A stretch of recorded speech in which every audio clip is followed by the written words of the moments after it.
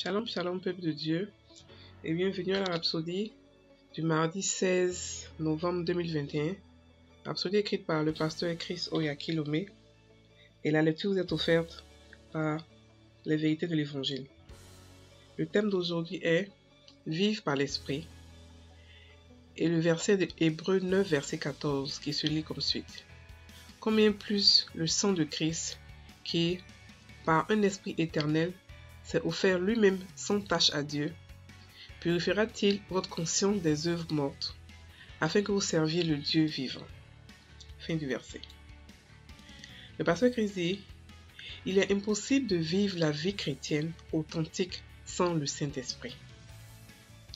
Il est celui qui vous guide, qui vous enseigne les choses de Dieu et vous conduit sur la voie à suivre.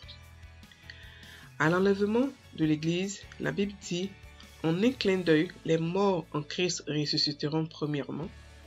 Ensuite, nous qui sommes vivants et qui serons restés, nous serons enlevés avec eux pour rencontrer le Seigneur dans les airs. 1 Thessaloniciens 4, versets 16 à 17. Mais comment cela va-t-il se passer? Ce sera par la puissance du Saint-Esprit. Nous sommes dans les derniers jours et plus que jamais, Dieu appelle les hommes à la repentance.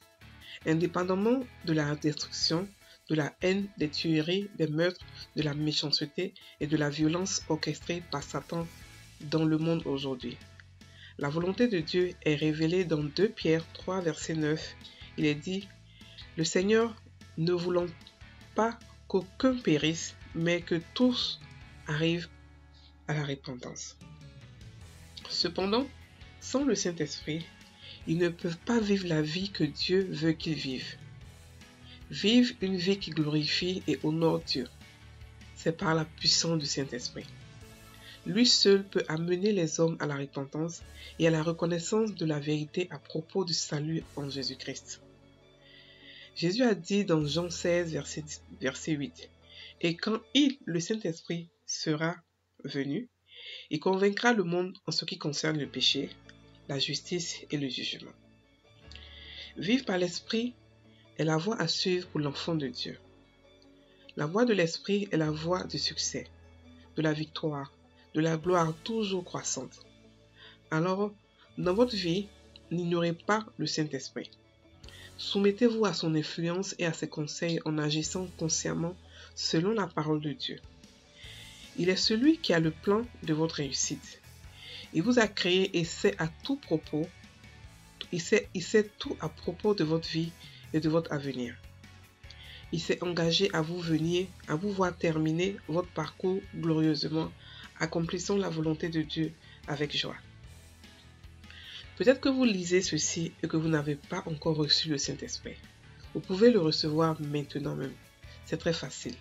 Vous pouvez demander à quelqu'un qui est rempli de l'Esprit de vous imposer les mains et vous le recevrez. Vous pouvez aussi simplement le demander et le recevoir en vous par la foi, en faisant confiance à Dieu. Alléluia. Fin de la Rhapsodie. Le pasteur ici parle du Saint-Esprit. Il parle de comment est-ce que la présence du Saint-Esprit dans notre vie est plus que primordiale. Une vie chrétienne. Il dit qu'il est pratiquement impossible de vivre une vie chrétienne victorieuse, authentique, sans le Saint-Esprit. Parce que c'est lui qui nous guide, qui nous conseille, qui nous enseigne, qui nous donne la voie à suivre et surtout qui nous donne notre héritage en Christ, qui nous montre et nous donne notre héritage en Christ.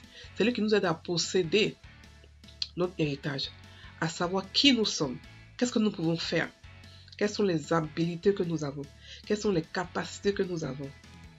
Et il fait de nous des personnes plus que vainqueurs, plus que surhumains. C'est parce qu'il est en nous que nous sommes saints, le Saint-Esprit. Pour habiter en nous, il a fallu qu'on soit saint. Il est venu habiter en nous. Et la Bible dit qu'il est avec nous et il est en nous. Il est avec nous de 2 manières, en nous et avec nous. Vivre la vie chrétienne sans le Saint-Esprit, sans avoir une relation avec le Saint-Esprit, c'est vivre une vie religieuse. C'est-à-dire que ce sera une vie où vous faites par vos propres forces ce que Dieu vous demande de faire. Par exemple, Dieu vous demande d'aimer. Vous allez commencer à aimer par vos propres forces. C'est-à-dire que contre votre gré, vous allez soupirer en aimant. Quand Dieu demande d'obéir, vous allez soupirer en obéissant.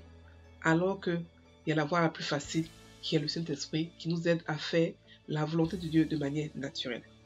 Dieu veut qu'on ait avec le Saint-Esprit une communion, une intimité, un partenariat, une relation d'amitié.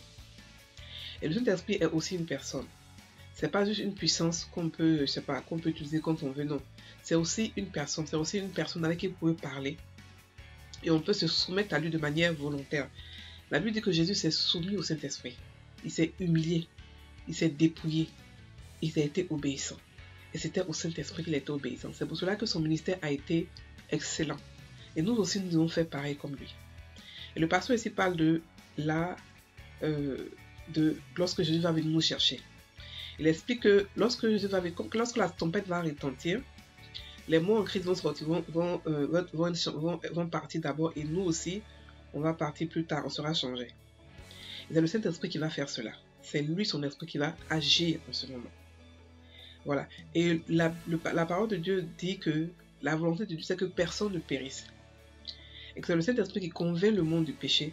C'est le Saint-Esprit qui fait tout le boulot en fait. On a un partenaire qui fait tout, qui est extrêmement puissant. Lorsque nous allons prêcher l'évangile par exemple, c'est le Saint-Esprit qui prépare les cœurs avant que nous arrivions ou pendant que nous parlons. C'est le Saint-Esprit qui touche les cœurs. C'est le Saint-Esprit qui convainc les gens du péché pour dire ok d'accord, il faut que je me donne à Dieu, il faut que je change de vie. C'est le Saint-Esprit qui fait tout ça. Cette personne ne t'a pas lui seul. Et il est une personne, il n'est pas une colombe. Quand vous lisez le passage de la colombe, il est dit, le Saint-Esprit est descendu sur Jésus dans le mouvement d'une colombe, comme une colombe, mais pas une colombe. Ce n'est pas une colombe, c'est la puissance de Dieu. Et c'est aussi une personne. On nous parle de la personne du Saint-Esprit. Voilà. Et il parle, il communique, il donne son avis, il guide, il conseille, il fortifie, il fait beaucoup de choses. Donc frères et sœurs en Christ, je vous exhorte à pouvoir avoir une relation avec lui. Vous pouvez le recevoir maintenant. Pour ceux qui veulent le recevoir, peuvent recevoir le Saint-Esprit maintenant. Et vous pouvez être rempli du Saint-Esprit. Si quelqu'un que vous connaissez qui est rempli vous impose les mains, ou vous pouvez prier simplement, demander et être rempli du Saint-Esprit. Parce qu'il y a le recevoir en tant que chrétien, quand on devient chrétien, et il y a aussi être rempli de lui. Être rempli de lui, c'est un processus continu. Et le recevoir, lorsqu'on est chrétien, lorsqu'on devient chrétien, c'est le recevoir une fois pour toutes. Mais il faut aussi être rempli de lui tous les jours. C'est ce que Jésus faisait lorsque chaque matin il allait prier. Il allait se remplir de Dieu pour venir faire tous ces miracles qu'il a fait. Donc frères et sœurs, nous devons nous remplir du Saint-Esprit tous les jours. Alors donc maintenant nous allons prendre la prière, la confession, pardon. Je me soumets à l'influence et à la directive du Saint-Esprit.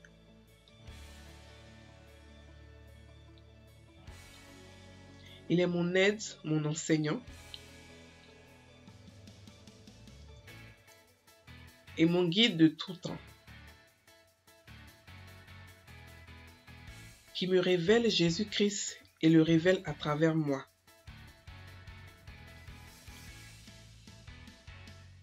Continuellement.